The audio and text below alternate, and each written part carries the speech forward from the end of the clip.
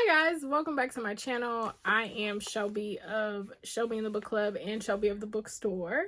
And in today's video, we're doing something different. If you can see by the title, I am doing the Black Booktuber tag. So if you'd like to hear it, here it go.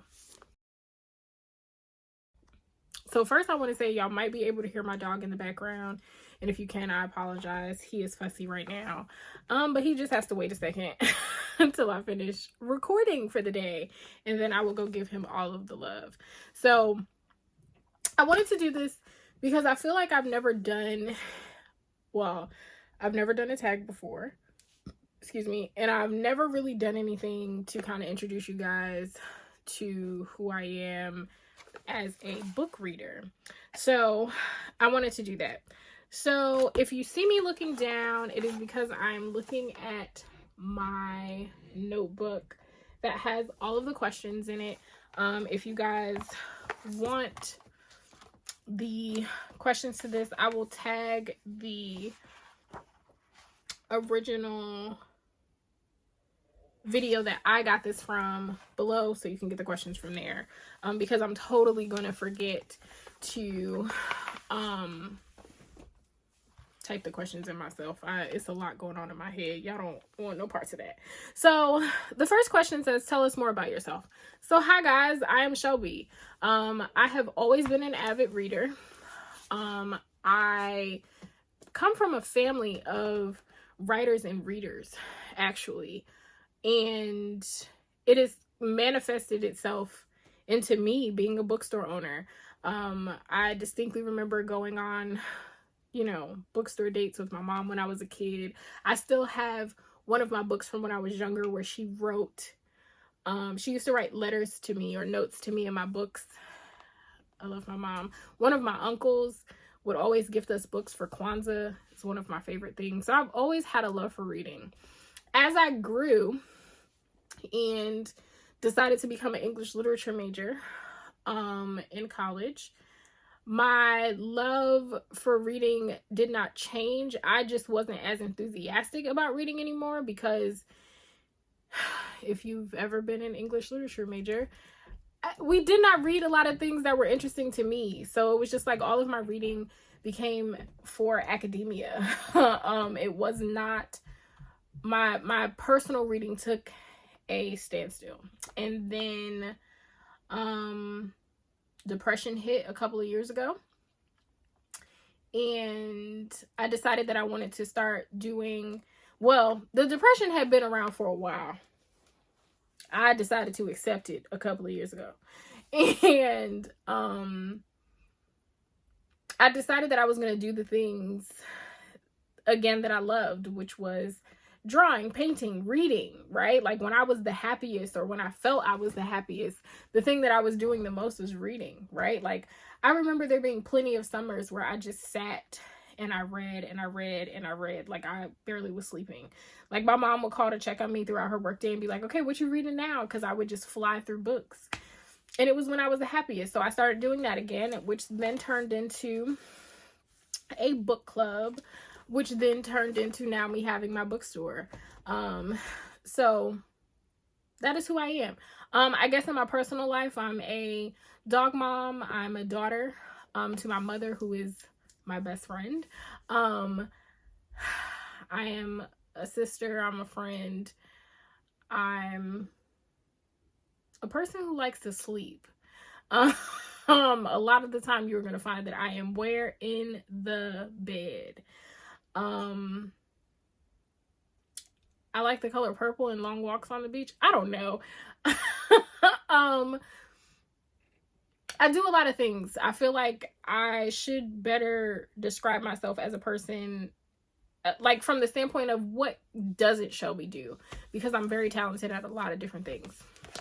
So question 2 is, who is a Black author you love a lot that people don't know about? This was a hard question for me to answer because I feel like I read so much. There are a lot of authors that I read that I feel like no one knows about. But the one that came to mind is Keisha Bush. I will put a picture of her here and a picture of her book here.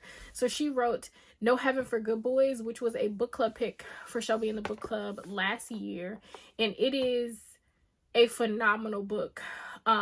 She is a writer that does a very good job at transporting you. You kind of almost forget that you're reading a book and the characters become real to you. I missed them. I was worried about them. I had the same feelings that they did. A lot of the time reading the book, I felt like I was like walking along with the characters and going through the same things that they were going through. So Keisha Bush is someone that I love that people don't really know about. Next question is your favorite book about the Black experience. And the first thing that comes to mind is Deacon King Kong by James McBride.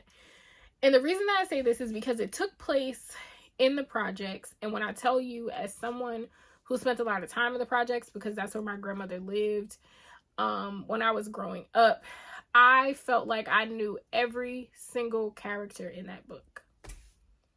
From the lady that's always gossiping to the drunk maintenance man that don't know if he coming or going but still finds a way to take care of everybody, to the Italian family, to just everything. It was so tangible to me.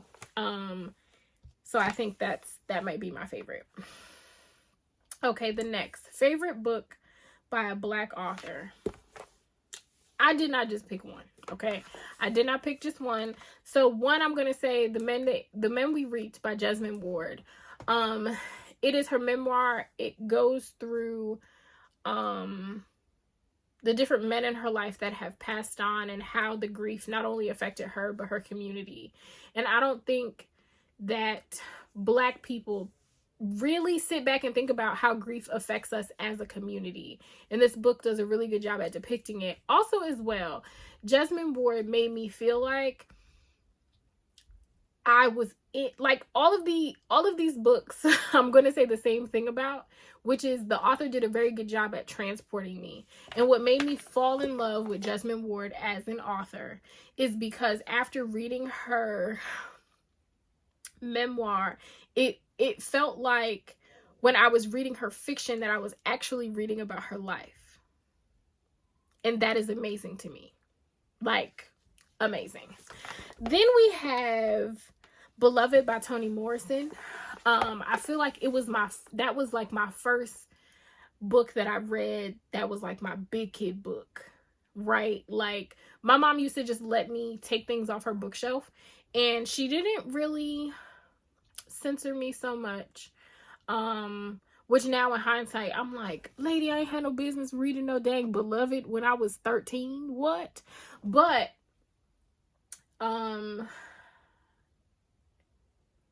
it was just such a good book. I don't know what there is more to say about Toni Morrison than the fact that she is a literary god. She is our great. Next we have Their Eyes Are Watching God. Zora Neale Hurston is the hoodoo queen of my life. I listen to Their Eyes Are Watching God 3 or 4 times a year, easily. It is a comfort read for me. It is something that I can listen to over and over and over and over again and never get tired of it. And then the last on the list, something that I read fairly recently that y'all will hear me talk about over and over and over again, is the Rage of Dragon series by Winter Evans. Child boo. If he don't hurry up and give me the 3rd book already, Rage of Dragons was amazing. It hits the ground running. It's an amazing fantasy, a coming of age story, a story about what it means to avenge your family. It was just such a good book. So those are some of my favorite books by a Black author. Next, it says recommend a Black/queer book. I will say, sorry, I had to decline my best friend's phone call because she was calling while I'm recording, obviously. But anyway, recommends a Black or queer book. So I put The Prophets by Robert Jones Jr., which was one of my favorite books that I read last year. Actually, for Black History Month, last year was when I read it. Is about 2 slaves that are gay and how their relationship affects the plantation, like, as a whole. I really, really enjoyed that book for a lot of different reasons. I feel like I did a review video on that. I don't know. But another one is Memorial by Brian Washington. That is another black queer book, I should say. Next, it says recommend a book with a black person on the cover. Okay, we got a few, and I will try to remember to put them on the screen. So we have Grown, we have The Son of the House, God of Mercy, Blue, A Long Way from Duala. I don't know if I'm saying that town correctly. Let's see, what else? Will. It has Will Smith's face on it. Don't Cry for Me by Daniel Black. Who else? In Every Mirror She's Black. 7 Days in June. Elin Harris's, I'm not gonna put all of these on the screen, I'm sorry. Elin Harris's What Becomes of the Broken Heart. I believe that has his picture when he was a child on the cover. There are so many now, and I love that. And I actually am a collector of books with black people on the cover because representation is important. Recommend a book by a black author that makes you happy. Well, I already told you I listen to Their Eyes Are Watching God multiple times a year, but another one is 7 Days in June. I absolutely love that book, and it is a roller coaster, but it's so good that it make you angry. Next, it says some black booktubers that you watch. I watch a whole bunch of them. This Story Ain't Over, To Be Black and Gifted, Life as Monet, or just to name a few. I'll link them all below. And then it says talk about a book coming out in 2022 that you want to read. So there are a few. One that comes to mind is Memphis. I will put that on the screen. I don't have the synopsis for it, but it's one of those books that I feel like has been haunting me, if that makes any sense, for a long time. Like, it's been, every time I see it, I'm like, oh, I need to buy that book, and I can't because it has not come out yet. Next is Yonder by Jabari Yassim. This is said to be like the water dancer and the prophets like had a love child. So I'm super excited to read that. Another is Don't Make Me Cry by Daniel Black, which is a story. Both of those books you guys have seen me talk about in my February TBR, but those are some books that are coming out in the 2022 that I want to read. This was fun. I didn't answer the questions on a whim. Like, I answered them beforehand just because that's the type of person I am. But it really made me think, and I really feel like it's a good explanation of like who I am as a reader and a way for y'all to get to know me. If there are any other questions that you guys may have for me about my reading or just about my life in general, feel free to ask them in the comments, and maybe I'll put together, compile some of them and do another video answering all of those questions. Make sure you comment, like, subscribe, and share. And I'll see you guys in my next video. If no one told you today, I love you, and I will talk to you guys soon. Bye, guys.